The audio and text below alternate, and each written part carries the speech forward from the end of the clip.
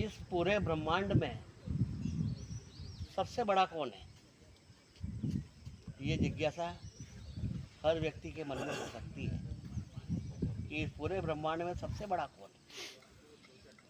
एक बार भगवान श्री कृष्ण और अर्जुन जा रहे थे तो उन्होंने कृष्ण भगवान ने अर्जुन के चेहरे पर कुछ ऐसे भाव देखे कि अर्जुन कुछ पूछना चाहता है, इसके मन में कोई जिज्ञासा है।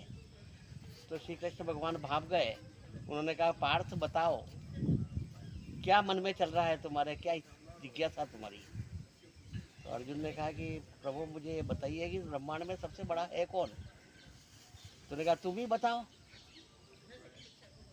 तो अर्जुन ने कहा कि इस ब्रह्मांड में सबसे बड़ी तो ये पूरी पृथ्वी होना चाहिए। तो भगवान ने कहा नहीं, पृथ्वी कहाँ से बड़ी हो गई? एक भाग पृथ्वी का है और 3 भाग जल के हैं, समुद्र 7 है। तो पृथ्वी तो एक भाग है, 3 भाग समुद्र है, तो पृथ्वी तो से 3 गुना बड़ा समुद्र है, इसलिए समुद्र बड़ा है। तो उन्होंने कहा समुद्र भी बड़ा नहीं है, क्योंकि समुद्र को तो 3 चल्लू में अगस्त मुनि पी गए थे, तो फिर समुद्र कहाँ से बड़ा हुआ? अगस्त मुनि बड़े हो गए।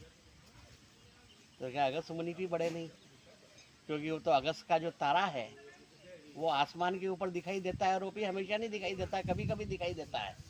और वो शरद ऋतु आती है तब अगस्त उदित होता है। उदित अगस्त पंथ जल शोषा, जिमिलो भई सोचहि संतोषा।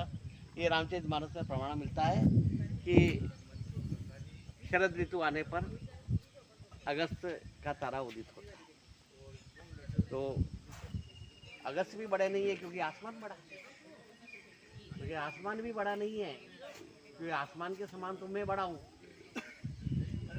गगन सदृशम मेघवर्णम शुभांगम विश्वाधारम, गगन सदृशम, मैं आकाश के समान हूँ। और जब मेरा वामन अवतार हुआ था तब मैंने 3 पाँव पृथ्वी मांगी थी, तो 1 पाँव में तो मैंने आकाश को नाप लिया था, तो आकाश से तो बड़ा मैं हूँ। तो प्रभु फिर तो आप ही बड़े हुए कि नहीं, मैं बड़ा नहीं हूँ, तो फिर आपसे बड़ा कौन है? तो मेरे से बड़ा मेरा भक्त है, जिसके हृदय में मैं निवास करता हूँ और उसके बस में रहता हूँ। भक्त के बस में है भगवान।